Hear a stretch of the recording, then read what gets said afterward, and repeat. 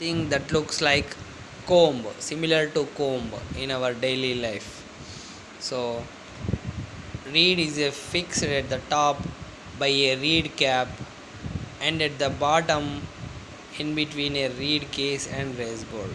At the top it is fixed by a reed cap, and at the bottom there is a reed case and race board. In between those two, the bottom is fixed. Next one is crankshaft carries a crank. So I have told you in the tappet shedding mechanism and picking mechanism that there are two kinds of shafts. Most importantly, only two shafts are present in the loom. One is bottom shaft and the other one is crankshaft. Crankshaft is also known as top shaft.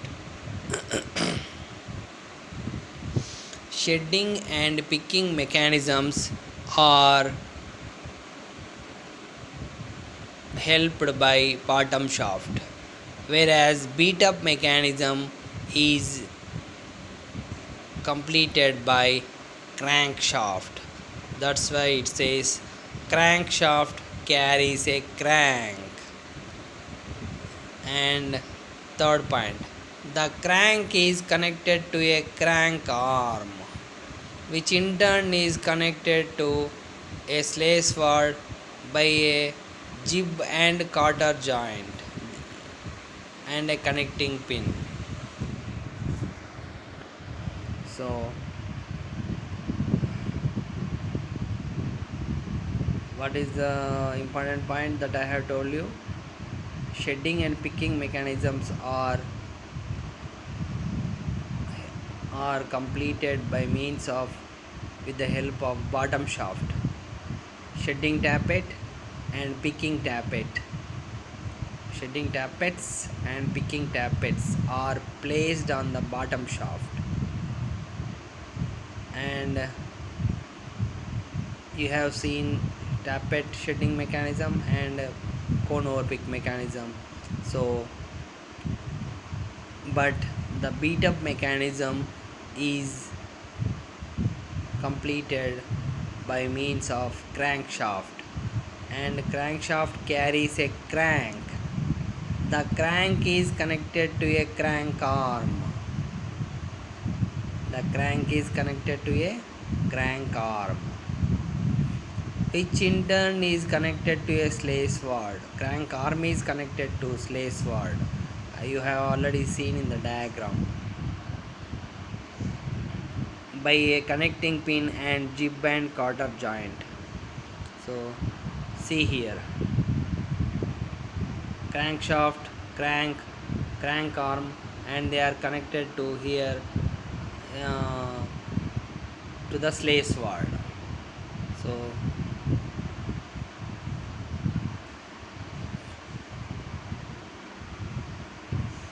that is the connecting point. Connecting with the help of connecting pin, they are connected.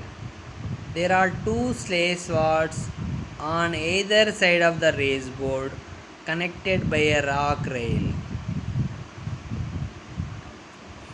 There are two sleigh swords.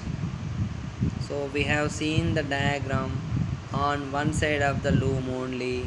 So a similar arrangement is there on the other side of the loom, on the right hand side of the loom, and the two sleigh swords are connected by a rock rail. So here you can see the two sleigh swords are connected at the down at the bottom by a rock rail, rocking shaft, that is known as rock rail. So these 4 points, reed is fixed at the top by a reed cap, and at the bottom in between a reed case and race board.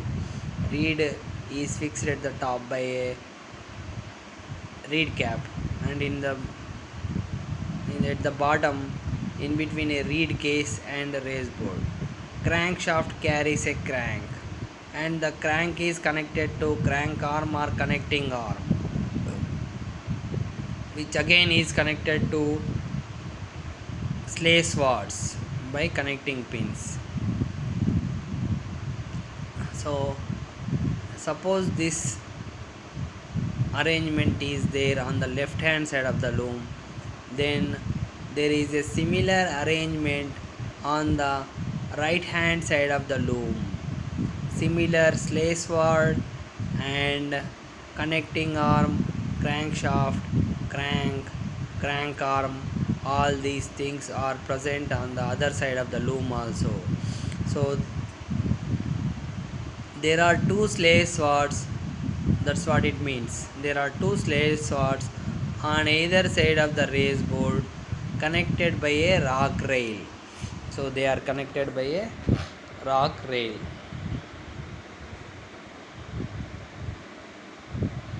Working. As the crankshaft rotates, so earlier we studied in taper shedding and cone over peak mechanism. As the bottom shaft rotates, here it says crankshaft rotates. As the crankshaft rotates, its rotary motion is converted into a to and fro motion of the connecting arm. So this is the crux of the mechanism. As the crankshaft rotates, its rotary motion, please observe, the rotary motion of the crankshaft is converted into a to and fro motion of the connecting arm or crank arm. So the rotary motion of the crankshaft is connected into to and fro motion of the crank arm. To and fro motion means go to the front and come back, go to the front and come back. This is known as go to the front and come back, go to the front and come back. This is known as to and fro motion. Rotary motion is like this. So the rotary motion of the crank is converted into to and fro motion of the connecting arm or crank arm. So second point, therefore the sleigh sword moves forward and backward, and so does the reed. Therefore, so because of the to and fro motion of the crank arm, the sleigh sword, which is connected to the bottom rock rail, that moves forward and backward,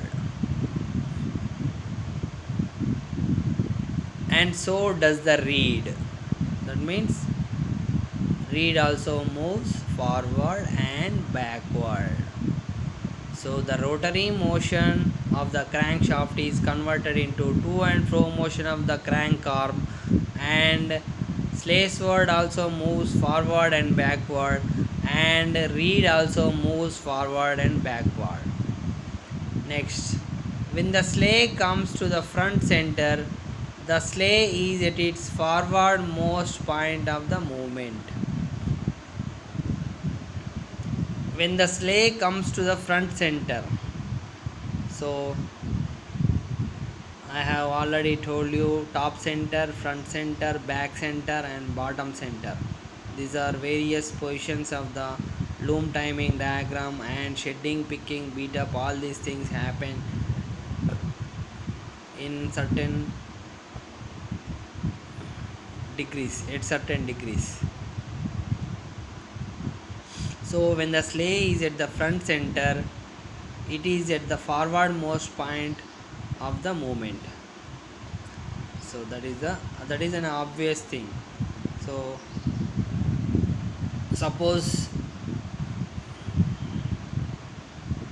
this is the crank, suppose that this is the crank, and so if If it is like this, top center, like this, front center, like this, bottom center, reverse, back center.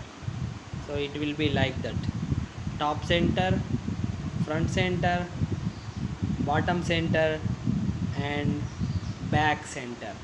So like that. So next, the reed that is connected to the slave sword at the top is in contact with the cloth. The reed is